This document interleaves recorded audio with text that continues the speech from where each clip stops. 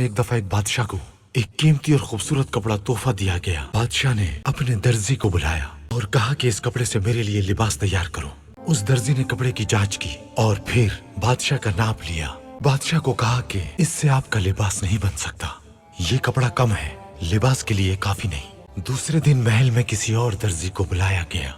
उसने कपड़े की जांच की और बादशाह का नाप लिया। फिर दर्जी ने नाप के मुताबिक अंदाजा लगाकर कहा कि ठीक है, मैं इस कपड़े से आपका खूबसूरत लिबास तैयार कर दूंगा। कुछ ही दिनों में वो एक खूबसूरत लिबास तैयार करके बादशाह की खिदमत में ले आया।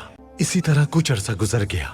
एक दिन बादशाह शहर में निकला हुआ था। जब उसने देखा कि एक छोटे बच्चे ने उसी कपड़े का बना हुआ लिबास पहना हुआ है, उसने पूछा कि ये बच्चा कौन है, तो मालूम हुआ कि ये बच्चा उसी दर्जी का है जिसने बादशाह का लिबास तैयार किया। दर्जी को महल में तलब किया गया। बादशाह ने उससे पूछा, तुम्हें मेरे लिबास जैसा कपड़ा कहाँ से मिला कि तुमने अपने बच्चे के लिए भी वैसा लिबास बना दिया? दर्जी ने बादशाह को जवाब दिया कि मैंने आपके लिबास से बचे हुए कपड़े से उसका लिबास बना दिया। बादशाह काफी हैरान हो गया और उसने दर्जी से कहा कि मैंने अपने महल के दर्जी को बुलाया था, मगर उसने कहा कि इससे मेरा लिबास नहीं बन सकता और तुमने उसी कपड़े से मेरा लिबास भी तैयार कर दिया और अपने बेटे का भी। ये कैसे किया तुमने? तुम्हारे इस काम से मैं वाकई बहुत हैरान हूँ।